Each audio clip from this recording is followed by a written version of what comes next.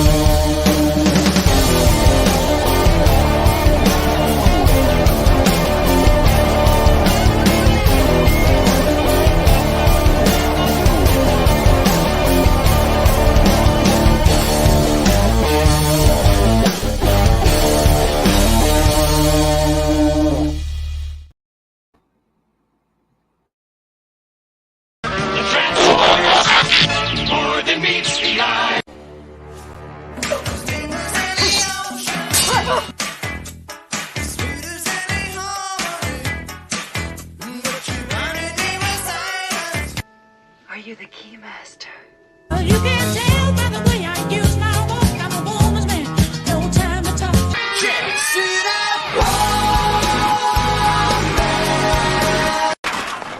As if. Welcome everyone to the Comic Pulp. We are your hosts, Christy and Phil. And I'm sorry, every time I see Christy's her video montage for the opening of the shows, man, I have to laugh. That shit is always hilarious. Oh, look, here's the fucking carbon copy of your cat. Like, I never get it running around, but the dumb fuck is like, here you go. Here you go. This is little fucker. It's the last hole. I love that. Yeah. No, he's a sweetheart. Hmm? He's a sweetheart. So, the small little bit that we're going to... Yeah. Hey, what's up, DL? Yes, we got a lot to cover in this episode, folks. So coming up, I don't know when, but when I find out, I'll give you guys a heads up. So here in about a month, I'm going to go in for surgery because when I was in the military, I had a flashbang go off in my face, and I thought they just barely found the shrapnel in my face. Turns out the shrapnel was always there, and what the doctor told me is usually people that get shot or get shrapnel, if it's more damage to the body than to take the stuff out, then they'll just leave it in. they'll just leave it alone. And people are known to have bullets in them for the rest of their life, or shrapnel, or whatever. And I used to think like when the old veterans from like Vietnam and Korea, I was like, they were telling me, oh, I have this still in me, and I'm like, as a kid, I was like, yeah, right, you're full of shit. No, the doctor straight up told me it's true, and the only reason why they're going to try to extract it out of this side of my face is there's a ball of nerves in my face. If it slips more, it will paralyze half my face. And they call it, boxers used to call it the sweet spot for when they punch you. Apparently, I thought it was this Oh, area yeah. right here, the brachial. Yeah, no, it goes up and it's all tied in. It's crazy. They showed me the X-rays, and yeah, I showed Christy. The dentist pulled the sliver out of my gum about this big of metal of a piece of shrapnel. It was nuts. Did it hurt, or did you have local?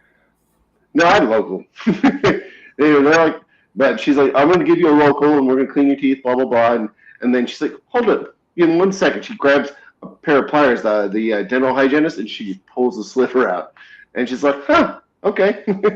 And I was like, oh, that's cool. And they took a picture of it. I keep telling you, stop giving blowjobs to fucking missiles. You always run into that. All right, folks.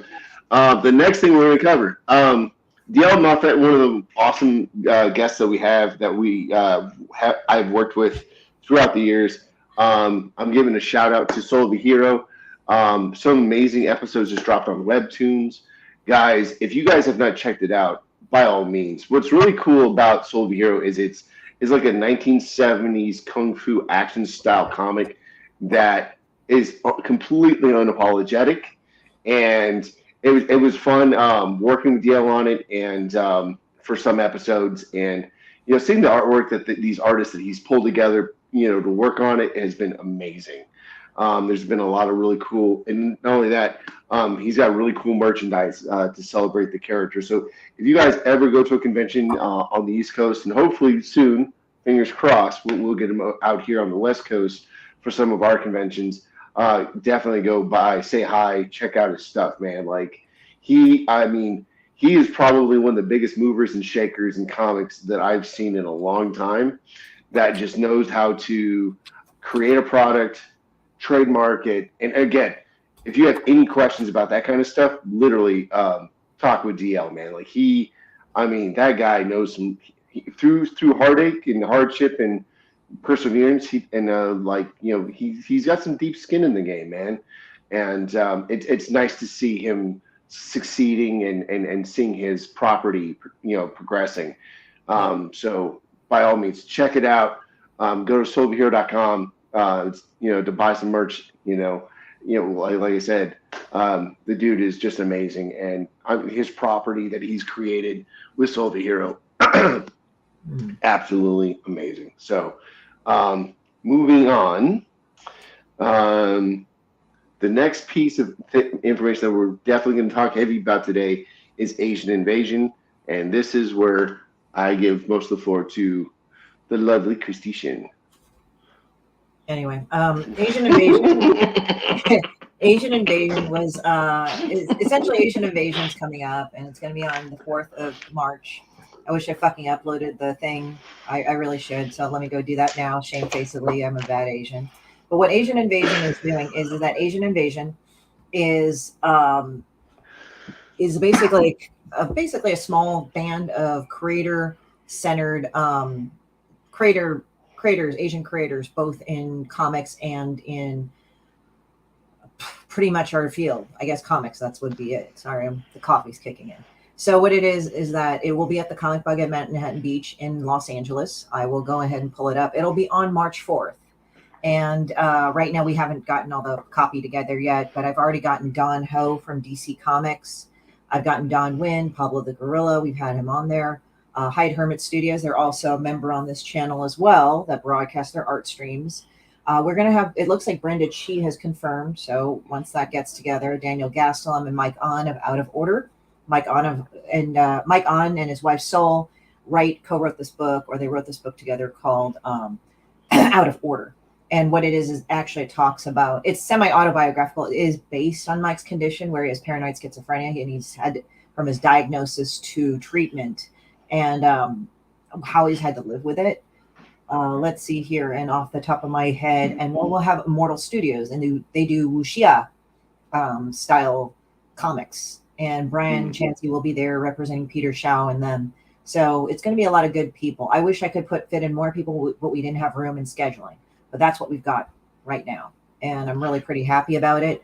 I really like the people in there, and I mean, I've basically worked events with Brenda a few times. She's really cool. This is the first time that she will be at an event of mine, so that'll be great. So I'm pretty happy about that. So I'm very excited about the whole Asian invasion thing, and we're looking to do it and expand it up to Northern California as well. That's going to be a whole entire different animal. I don't have enough details for that right now, but hopefully that'll be done maybe at AAPI month or probably later after that. But we're going to be looking into that. Dude, that's awesome. I mean, you know, so as a fan of Mike On's work, you know, for me, you know, being a veteran that struggles with PTSD, you know, like one of the things about his book, when I was reading it, there's certain things that, like the self-medicating scene, dude, that hit so hard for me, and it just made me like pause and just really feel, and I got really sucked into his book. Like it's him and his wife, man. And yeah, again, I only got to meet him once, but mostly talked to him online. He seems like a very sweet man. He's a very sweet guy. I mean, it's like he puts to rest. I'm not sorry to interrupt, guys. He puts to rest, like, you know, I mean, what do we have an image of people who's a paranoid schizophrenic? Likely violent, likely belligerent, likely all the mean, nasty things a person is. And Mike is not any of those things. And what I like about him is that he makes the character, it's not this thing where he puts the character up as, you know, somebody to feel sorry for. You do have empathy for him, but you have to understand what this reality is, other than being portrayed as like just some raving maniac that's crazy and wants to hurt people. He generally doesn't, like in the book. Yeah. He's really put it. It's just he's a guy that whose senses just have really fucking betrayed him. Like, I've talked with people, I have friends that are paranoid schizophrenic. You can actually live a very normal life once you get your medication balanced out and you take it. And what's weird is that when I've talked with them, they've said it's like they didn't seem like they were sick. That's the thing. That's why it's so hard to get the medication taken, because it's like it just comes in so subtly that it's not like, oh, all of a sudden, it's just, it kind of comes in and it kind of creeps up. So it's like a slow little devil kind of thing. And which I don't know. I mean, it's like I can't understand that, not because I don't choose to. It's like that's kind of hard to, you know, comprehend. Hey, random dude, what's up? But yeah, so Mike On will be there. I don't know if his wife will be there. She does have another job, but Mike definitely will be there, and he's very happy about that. So, and he's actually gotten good reviews on it in CBR. Comic Book Review. So it's like, it's a really good book. So look at Out of Order. I don't have his website handy because I'm looking at Asian Invasion. So sorry, guys. I'm getting so while I'm looking at that, Philip, feel free to chat about some other stuff while I find it and throw it up. I'm gonna just continue to play this book a little bit, because so I used to be a social worker for Social Work Action Group, which is like a homeless outreach program out here in Southern California, and I worked with a lot of paranoid schizophrenic people, and you know, Christy's right. Like, there were some lovely people that were paranoid schizophrenic that just the health system failed them, and the reason why they were doing drugs on the streets is because they were trying to medicate themselves and whatnot. And very lovely people. There was this one gentleman, I won't share his name because of HIPAA, but I just remember when we got him into what we used to call the health house, because we did this thing called Housing First, where we learned from New Zealand, if you house a homeless person first, give them housing, and then give them the social workers to correct their bad behaviors, they're more likely to stay off the streets, get cleaned up, and get their life in order, which is nuts, right? Like New Zealand found this out, and then Utah tried it out and almost ended completely all of homelessness in Utah.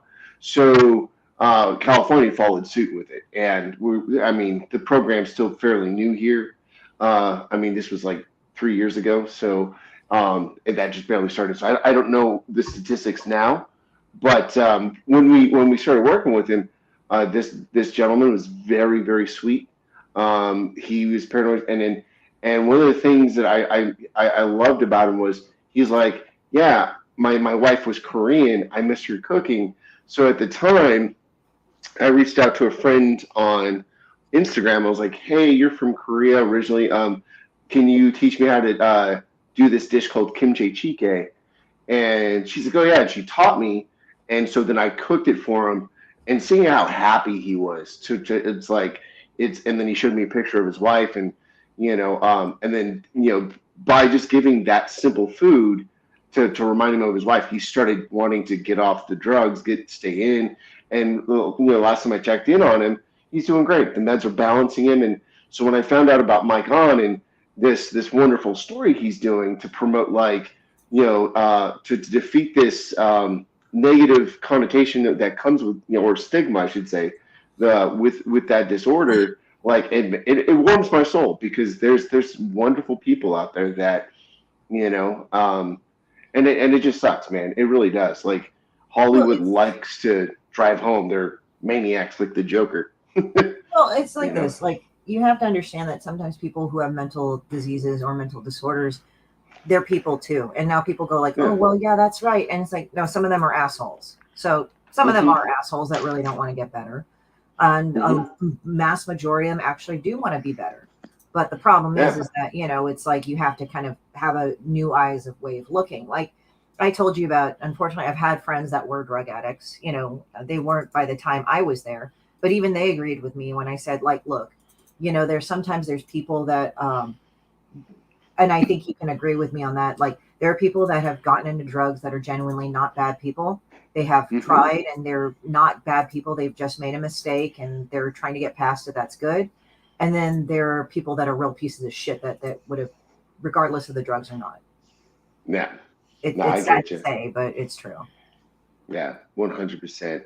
And so, yeah, and I know you guys are like, wow, you guys are really pumping up Mike's work and exploring this. It's just, for us, this one hits home, and it's just, like I said, when you guys get to go out there and meet Mike On, you will understand, and it's a lovely experience. When you get the chance, really shake hands with the man and his wife, and check out their books. It's absolutely wonderful. 100%. To be quite frank, it is kind of funny though, because it's like I'm more of an asshole than he is. He's actually a very sweet guy. I can be a total shithead sometimes. No, you come on, you're sweet as pie. Sometimes, I swear to God. Okay. So I'm gonna go put this up in here. I'm gonna upload some stuff. But yeah, so I want to go and show that so it's easier to be shown. Hold on, I'm also being keep talking. It's okay. It's just, I'm like, okay. What was the other thing that we were going to talk about? DC finally dropped all the next gen stuff that they're going to do. I'm going to be honest. There's some stuff I'm excited for. Like, obviously, being a huge Superman fan, I'm excited for Superman Legacy. With fucking what's his name? With James Gunn. That aspect with James Gunn. Okay. Yeah, James Gunn. And I still find it funny when they released all the stuff from the media skirmish that they had promoting their next chapters and films and TV show. I thought it was hilarious, and that the first thing you notice is like, oh, James Gunn's wearing the shirt I bought. And it's like, oh yeah, I was there when you bought it. Right. But yeah, Superman Legacy. I'm curious where he's going to go with it. And then the other thing is, I love The Authority. The Authority, honestly, I could see why a guy like James Gunn wants to work with that property, only because if you watch James Gunn's Suicide Squad, it's kind of funny. He put a lot of authority-isms, if you're a huge DC fan. There's a lot of stuff that he kind of hand-plucked out of The Authority already for that movie, which is pretty funny. So, yeah, I'm excited. And then, there were some friends of mine that they're the huge Green Lantern fans. And so the fact that it's going to be a TV show. But here's where I for Green Lantern. Honestly, and this is my humble opinion. If you're gonna do a Green Lantern thing, like I get it, like a lot of people wanted to see it more like a police thing because technically that's what they are. They're essentially a police drama. But I think the villain should be treated more like horror movie villains, and here's why. Especially in the comics, like they need to change it up a little bit, like because the Yellow Lanterns, what are they based out of? Fear, or then there's Laertes with the Orange Lanterns, and it's all about greed. And, that guy, basically his whole Lantern Corps are constructs of people that he's killed, and so on and so forth. So, like, there's a lot of horror movie-like elements. Hell, even the Black Lanterns, ring goes onto corpses and makes zombie superheroes. Like, honestly, if you're going to do it right, and I hope they do it this way, but I would treat them as horror villains. I mean, what do you think, Chrissy? I mean, as a horror fan yourself, like, would you think that would make sense, right? Yeah, I mean, the thing is that it depends too, because it's like funny. The Yellow Lantern was piss. Like, I'm just seeing Yellow Lantern, I thought of piss, like pissing in your pants, being scared of shit. But yeah, no, I think that would actually work, like a horror element and everything. It would depend. Like the thing is like with Scarecrow, he's definitely horror. Like that's one of the roles of Batman. And what's even worse is that he's a psychiatrist, so it's like he knows how to fuck with you, and that's very bad because you're taking a person who has authority to help you and treat you with your fears, and they turn around and do the very same thing that you. It's like a breach of trust. So so it's kind of interesting. And I also told Don Ho I would not beat him because I needed him to send me an email. And he said, I'll send it to you in Messenger. I said, I told you email. And then he said, here, I sent it. And I said, here. And I said, good job. He called me mom. So I said, good job. Oh, God.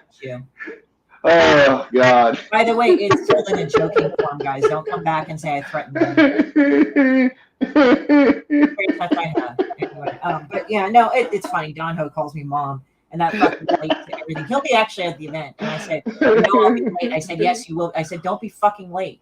And he was at LA Comic Con. I said, oh, wow, you're here on time. Did your wife get your ass on here on time? And he's like, no, I'm always late. Oh my God. Thing. Like his wife is Taiwanese. He's Chinese and Thai. And then she just said, oh yeah, he's part Thai. That's why he's always late. I'm like, I didn't know what to do. That was man. I'm sorry. This is the CEO of Kumio Productions, people. Fuck with everybody. What can I say?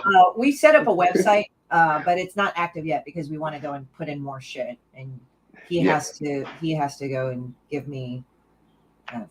He has to go give me he has to give me his pictures too and some of the bio that I need. But as I said, we're getting product down there. We're looking at putting down some more infrastructure, but we've got a few properties coming down and they look like they're progressing well as like a few more properties that are willing to, I don't want to say sign yet because there hasn't been any legal paperwork, let's say, but they seem very happy with the idea. So it's going to be, and it's like a wide and varied crew, the ones that I've told you about. So again, I'm not out any names right now because they have not legally signed on. Hey, Zach. Mark Fearing, very cool takeover. Yeah, right, Mark. Exactly. Like straight up. When it comes to the Green Lantern, I would like to have their villains treated more like horror movie villains, just because. I mean, when you really think about it, it's. I mean, most of the Rose Gallery for the Green Lanterns are very horror, like fear, rage, very monstrous like characters. So yeah, I completely, hopefully, I mean, I'm not in the creative team over there, but fan, wants to see it. Let's see, Safin. Okay, what up? Oh, my son has disappointed me yet again. Atrocity Press, what's up, man? Hey, what's up, man? And back to the whole Kumio stuff. So yeah, we're busy building a good infrastructure with this company idea, because what we really want to do is be a true creator-owned,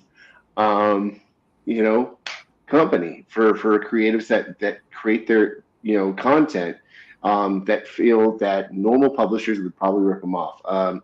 It's some of it has been learned through some businesses that recently failed, and we're not trying to bash anybody, but working in the industry, you hear the rumors, and if the rumors are true, you kind of hear about it. Like I wasn't there for Action Lab, I wasn't there for Aftershock and all that, but a lot of disgruntled people, creators from leaving there and hearing the horror stories, if they are true, and then in same way with Oni Press, if they are true, bad business will definitely will destroy you. And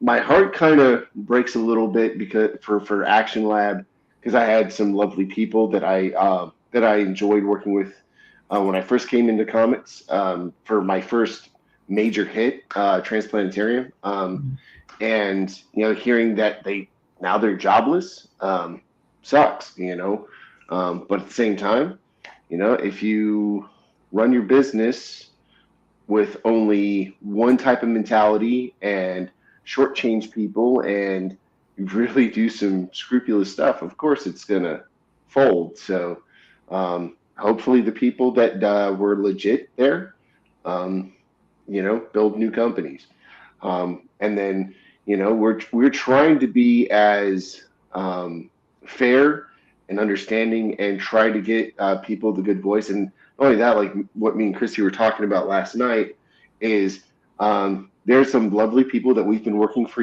years in comics that the industry, just because they weren't in with the in crowd, got overlooked, and their product was way, way, way better than like what was getting pushed at the time.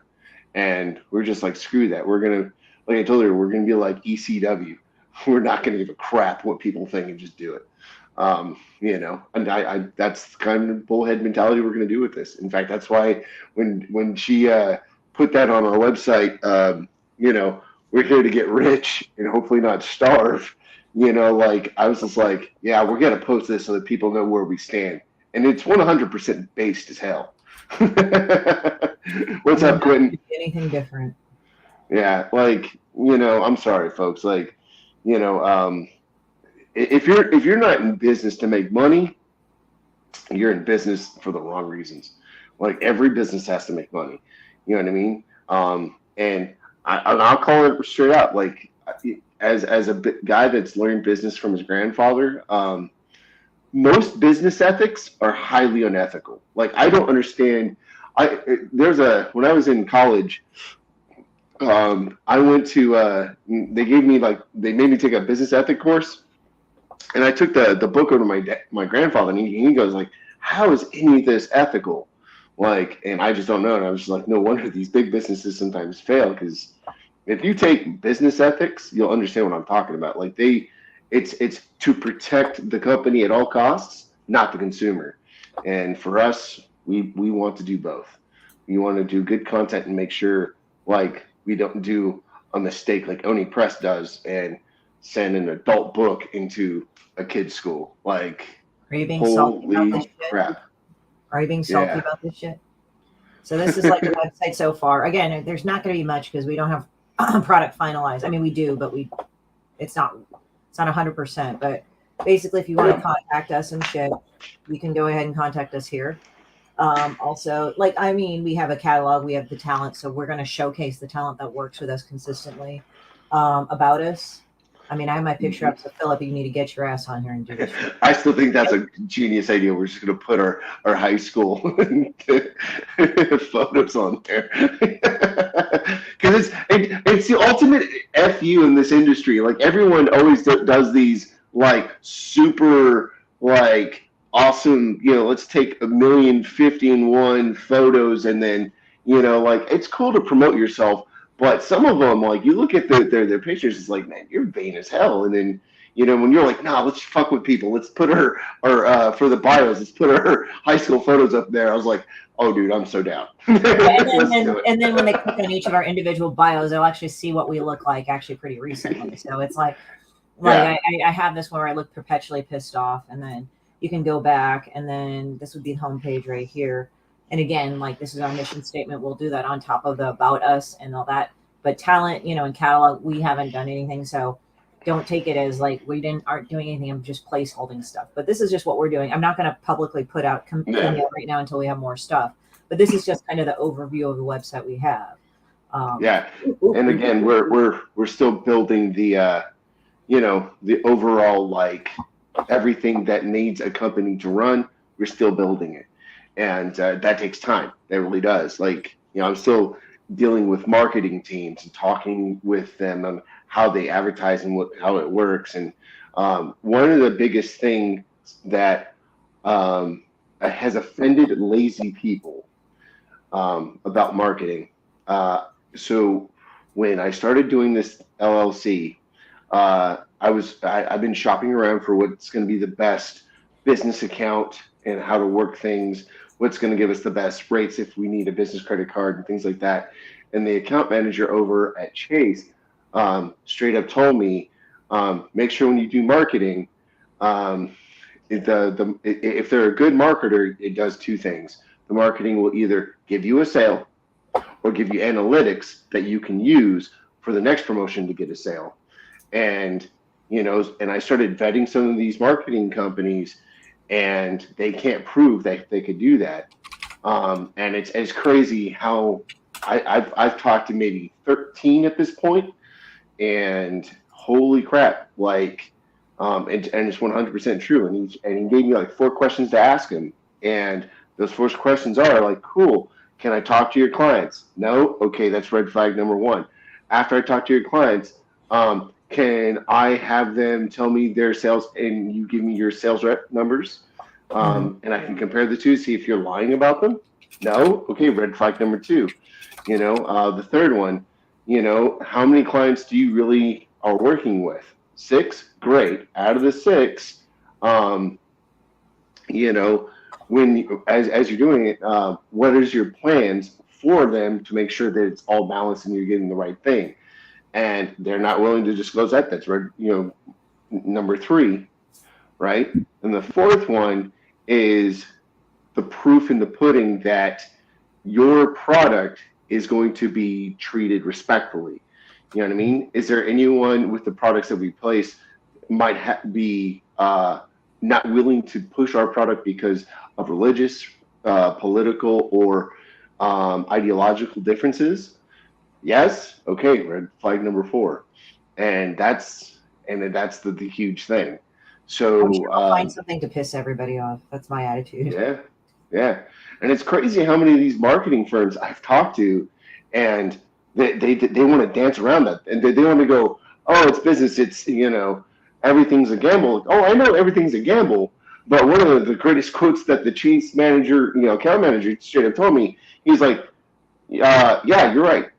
Everything's a gamble, 100%. But even when the movie bombs at the box office, there's at least 6 people in the seats that saw it. So there's 6 sales, period. Yeah. So it could be a whole. So, you know. No, I was just thinking like it's like kind of like people go like, well, I don't know if I like this one or that one. And say, I'm sure you'll find something that doesn't piss you off. Just go look through our list. Yeah. That's why we offer we're offering a wide thing of stories, because here's the thing. When people go woke, they think, oh, it's this side of the political spectrum. For me, it's like, it's a story. It's a story. I'm not going to put a fucking label on it. You know, it's going to be a story. It's going to come from a place of truth and a place of heart. Now, am I saying like, oh, I'm going to pick one side or the other? No, I just want a fucking good story. That's all I care about. If it's something that I just really don't like, or I don't really find authentic, it doesn't have to be an autobiographical story, mind you. It just has to be a good story to me.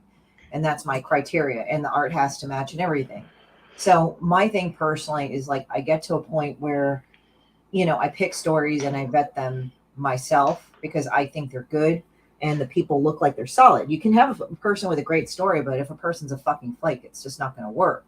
I want to see if they have like what is it? The only thing that I have an issue with is that if people like I've seen really good talent happen, but then they don't fucking come through, and that's annoying. Or Yeah. or like they don't have talent, but then they're going like, oh, but they're persistent, and that I'll give credit for. I mean, there's a lot of ranges in between, but there some of the stories, some of the people I've talked to about it, I think have good stories, and they don't have to be all serious and mind bending. It just has to be a good story. That's all I care about. Yeah. And for me, the reason why for the manga division that I'm working on, developing for us, the reason why the other part of the reason why I'm leaning to that is, I love freedom of speech. I love freedom of press. And what's crazy to me is manga right now is the only platform where people can get away with anything they want. They could say whatever they want. They could do whatever they want. And books don't get, canceled or taken out or any of that. But in American comics, if, some people, if you're not right wing or if you're not left wing, they tear each other's hair out. And I'm just like, dude, I just want good stories. And I like the idea of freedom of press and freedom of speech. I always will love those two things. Or like as Dave Chappelle is, the First Amendment, is great. The Second Amendment is, in case the first one doesn't work out quite so well. I like that joke. It's pretty funny. But yeah, like for us, that's what we're going to do. Like, we're not going to care about, differences in opinion, worldview, any of that stuff. If it's a good story, if it progresses, like, personally, there's some stuff that has happened in manga that made my skin crawl. But that's because of the world influence that I've had, from a kid to traveling different states to different countries. And there's people that don't mind those certain scenes in their mangas and their comics, and they're buying the crap out of it. Great, fine. But the overall story was good. Like, I can't deny that the artist, and for you guys don't know, it's the comic book I'm talking about is called Berserker. There's some stuff that happens Berserker. in that book. Yeah, it's insane with the amount of, crap they're allowed to get away with in that book. But at the same time, it is a good story. It's this guy is like, you learn why he's a cold-hearted bastard, and he becomes this renegade like dude for hire for any time there's a war. Like you learn, and it's based on some harsh realities around that time frame. Mm-hmm. So even though it's a fantasy book, they blow it out. But it's when I heard where they got the stuff from, I was like, dang, that actually happened to people back then, and they just put it in the fantasy element. So for me, I was just like, okay, cool. Like, those scenes made me cringe, but if I as a COO is given a comic book and the story is good, it just, there's certain scenes that just makes me cringe. Like, I'm gonna be honest, I believe in freedom of press and freedom of speech. Mm-hmm. Like this censorship stuff, man, for me, it's just gotta stop. Like, I'm sorry. Like, and it's just because we have a rating system for a reason. Like, Berserker has plus 18 on the book thing. You can let people know that, hey, it's going to have adult content, or you can have a plus 17 or plus 14 or whatever, or a plus 10. Like, come on, it's not that hard. But apparently, it's just easier for folks these days to, trash books that they disagree with. I still don't understand why they tried burning Mouse and all these other stuff about the Nazis that were true and teaching people what happened. Like, that still fries me. Like, get over it. Yeah, I mean, the thing with Mouse, it was funny because it was in the Scholastic book. I remember, yes, that dates me. I was like a little, when I was young, they had it in there and they sold it to young children. But I mean, the thing is that, Mouse was very important, I think, because Mouse, I should actually sit down and get the other graphic novels. I have read the other graphic novels. I just have the first volume, but it's a very, very good. It's a very, very, very good story because it's semi-biographical because it's about his father Vladek, and yeah, so it's been very interesting how that works out. So with him, it's just that's what I like about it. And I actually did meet Art Spiegelman when I was in college. He's a really cool guy. Very quietly neurotic though, because like in California, if you guys don't know, California, you're not allowed to smoke inside. They made an exception for him at the university because he got very nervous in front of people. And so he was like smoking. And I was in this habit of sketching the person that was talking, and then I'd have them sign it. So I got to look and see if it's in one of my composition books. He's a really cool guy. Like, he's very nice. Also, Michael Collins, he's now deceased, but he was, I think, a narrator. Yes, and if you're wondering about Michael Collins, his parents actually knew the Michael Collins, so he took that pen name after the actual Michael Collins, the Irish civil rights leader. So, that's awesome. Yeah, That's so it was awesome. interesting. But he's died several years ago, which is really sad. Not the Michael Collins, but the Michael Collins, the writer. He's already passed away. I think it's been 10 years since. But I was kind of sad. He was a very sweet man too. So, but it's just very good about that. And I will put in a little blurb, and I'll put in a little blurb. I kind of have to do the thing. But I've been sponsored by HelloFresh, and it is a bunch of meal plans that you can get. And the offer will be until February 14th. Just check out my code at the bottom or use my code right there. And it's going to be kind of funky how they figure it out. And it says there's free shipping and 21 free meals plus free shipping. So what it is that they'll actually discount the box. So I think what it is they'll take out the shipping. That's how I've sort of figured it out. But if you have any questions, do talk to them. And I get a reward from that. So it's a quick little thing. I'll probably plug it again, but I just wanted to let you guys know that. So anyway, on to the next thing. But yeah, so let me show you Asian Invasion, because I finally dug it up because I was being lame. Sweet. Yeah, so this is what Asian Invasion looks like. This is the preliminary. That's what we used last time. It will not be on the 319. I actually should delete that, but that's generally what you should be looking for. But that is Asian Invasion right there. Yeah, So that's awesome, man. That is awesome. Yeah, and the fact that you guys are navigating up to Northern California to the Bay Area is awesome. Quentin Tarantino or Quentin White, sorry, not Tarantino. Freudian slip. It's important and high value book. Yeah, Mouse is highly important. Like how Mouse and the other Master Race got canceled off of Amazon for a while when people were just up in arms and just being nuts. Like they're the most anti-punk rock Nazi books out there that just show you how bad Nazism was, because around that time the movie industry was trying to put a hush on it. In fact, I've shared it a million times. There was a documentary that got silenced at the Cannes Film Festival around that time, because they were trying to hide the fact of what happened to the Jews in the camps. And so I encourage you guys, check out Mouse, check out Master Race. Like they're really messed up. In fact, Master Race, and it's crazy how many people are misinformed about Hitler. Like a lot of people think he was like this Christian guy. He wasn't. He was an atheist. In fact, he persecuted Christians and Jews and anyone with religious views. But he just basically used people. Like, this is how he did it. He basically used you to get into power, then would declare you degenerate and try to kill you all. Yeah. That's how it was. And honestly, I'm going to be honest. The people that I've been watching these documentaries, a lot of sociologists and historians don't think that he's really trying to take over the world. They think he was he was a madman trying to kill as many people as possible. And why he was fixated on the Jews is anyone's guess. I mean, that was because like Europe has had a long-standing thing about discrimination against them. Like every 70 years, they'd go over to the Jewish population, kill them, and be like, okay, we're good for 70 years, and then go somewhere else.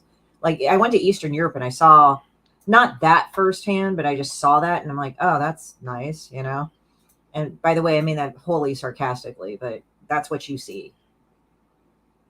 Eagle Rider, sending you love and support in bed resting, being a rough, mad. Oh, I'm sorry to hear about that, sweetheart. Rose, I'm doing her show on this Friday, so yes. Every fascist needs scapegoats. Yeah, no, that's true. Very, very true. I think it was funny. I forget who it was. Like some movie star got rid of her Tesla because it was, she was protesting against fascism. Oh, that was and Alyssa she, Milano. She's a fucking and then she turns around and gets a VW Bug, the car that was created by Hitler. I was just like, oh my God.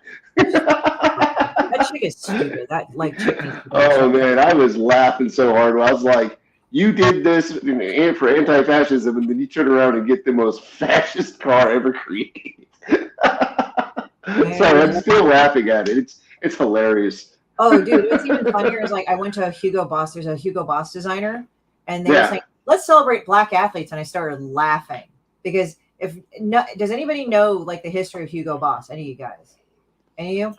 Okay, so in short, basically what Hugo Boss did was design the outfits for the SS,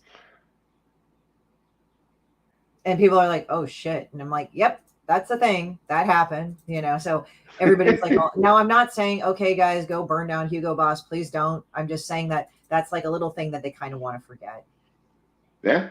Well, what's crazy is, so if you guys ever get a chance to watch the movie Amsterdam, and there's actually around that time frame, it's based off of a true story where three friends from the war foiled the plot of Nazis trying to tear apart America, and they were really rich people, and the reason why I learned about the movie Amsterdam, and I'm gonna be honest, the movie Amsterdam had horrible marketing.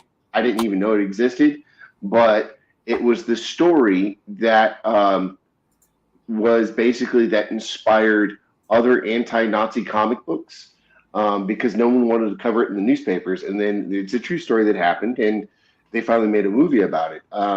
So when I just recently learned about it because I went to the VA PTSD group, and this old timer from I think he was the Korean War, very sweet man, and he was talking about it, and that's what made me want to see it. So it's a good movie, definitely. And it will blow your mind. We have to be careful about talking about that shit because there's no on my stream. YouTube flags it. That's so stupid. The monetized. By the way, no Nazi talk on my stream. YouTube flags monetized channels for it. You gotta be kidding me! So you can't even teach about history of it? Wow. Okay. Yeah, it's done. Good Lord. Okay, noted, Rose. Because I'm actually gonna be subbing for Rose this weekend. I mean, this Friday. Around her time, it'll be 4 p.m. PST, 7 p.m. her time, Eastern Standard Time. So check that out as well. I'll be doing lunch hour actually after this show at 12 Pacific Standard, and that will be 2 Eastern Standard Time right after this. So I'll probably be hopping off a few minutes before and then hopping on to another thing. Yep. Let's see. Oh God. I've been going that way. I was laughing. I was like, oh man, that was good. I've heard the worst things ever. It's really funny, and it's like I have to laugh at those assholes. It's just goddamn, really. Not what Brian said, but just the people were making fun of him in general. Oh man, I was laughing. So the last bit of comic book news that we are definitely going to cover. So here is a question for y'all that I'm kind of curious on what you guys are thinking. Because as we build this company, what are some insights as comic book fans that you see at Free Comic Book Day that you love, that you like, and then what are some shit that you guys absolutely despise? And there's a reason why I'm asking that. If you want, please email us your responses at kumioproductions@gmail.com, and we'll listen to you guys because we are building this company, everything that we can, and we want to know. There you go, Chrissy just put it in the comment section. By all means, we want to hear it, and because one of the things I feel personally with Free Comic Book Day, I understand that it's a marketing thing for comic books and to get people excited. But what I've felt in recent years is some production companies and publishers dust off crap that didn't sell in 1992 and put a new cover on and just threw it out there to get it out of the warehouse.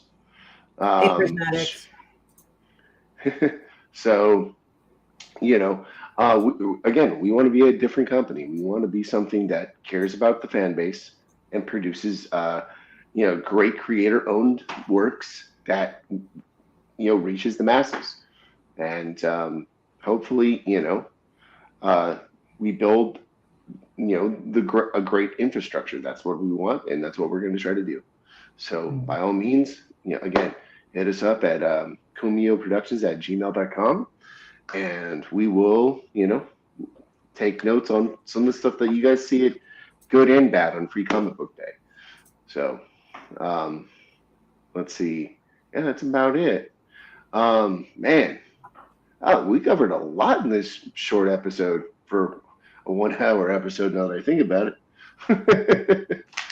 And for you guys that are just barely popping on, the two comics that we've been promoting earlier, Mike On's Out of Order, go check it out. It's about, real life experiences with, a mental illness known as paranoid schizophrenia that, is trying to take away the stigma of what's going on with it. It's done by him, and he's a very lovely man, and it's somewhat semi-biographical, but not really.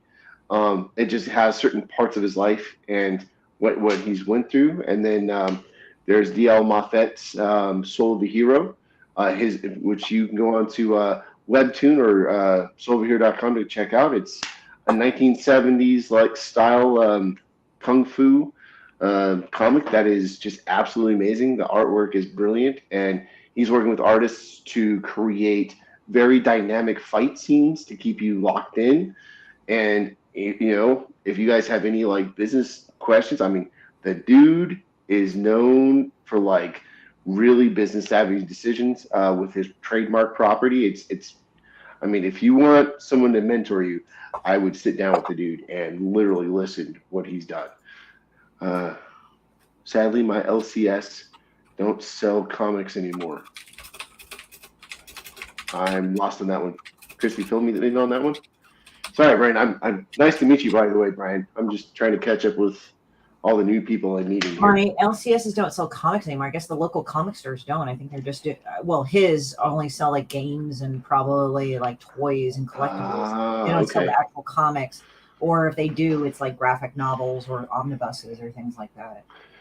Yeah, I mean, I've been seeing that more and more lately because that's just the way, the industry's going. Because as inflation goes up, people want a better deal, right? So, that's why like mangas and graphic novels are selling more because like no one wants to spend, because now that when you go to the comic book shop, the single issue instead of being $3 or $2 is almost $7. Why, buy comics by the issue, pay $20 when it's all compiled together, or get a manga that's, 200 pages for $12. Like, it makes sense, sadly, It sucks that. Go ahead. Well, no, it's like I have to take off real quick. I got to grab something downstairs because a delivery came. I will be there just jump on the lunch hour in the next bit, and I'm going to be setting up over there. So, all right. See you guys in a bit. All right. All right, folks. Thank you so much for joining us. Sorry, we're going to cut this a little short. We got a lot of moving parts in the background. So we will keep you guys well informed of everything we got going on. And thank you so much for checking out the Comic Pulp this week. And have a wonderful, wonderful, wonderful week. Enjoy the comics that come out. And by the way, on the other note, if there are comics that you want us to review on this thing too, that you have been excited about, like a graphic novel or something, please email me at organicsoul23@gmail.com, and I'll check them out and we'll talk about those comics. Because again, this channel is about sharing what comics are, and give like people like, hey, have you read this comic? Have you not read this comic? And give people this safe place to like really enjoy what comics should be. shared with friends, and talk about great stories and laugh about when a bad idea makes it to the page. So, all right, guys, have a good one. Mahalo, much respect. See you later.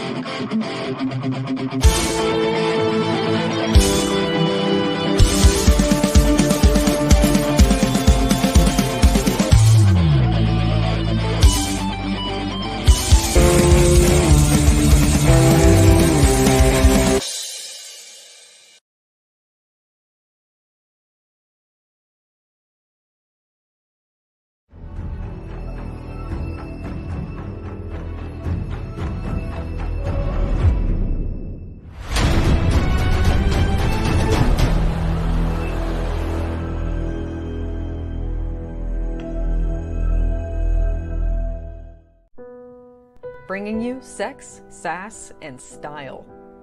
Buckle up and unlock your imagination for a fun adventure with these death-dealing dames. They sail the galaxy in search of spoils. The most dangerous acquisition, and the most fruitful, are the legendary Splinters of Yggdrasil. The Splinters are magical artifacts forged from the Tree of Life that wreak havoc on the universe.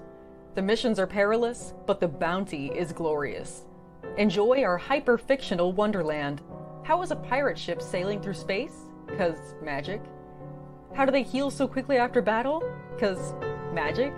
How are they able to communicate through jewelry? 'Cause magic. It's all about the characters.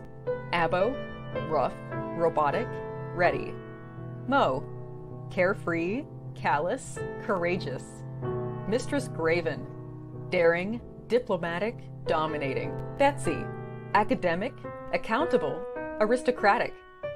Nefara, ancient, assured, adrenaline junkie.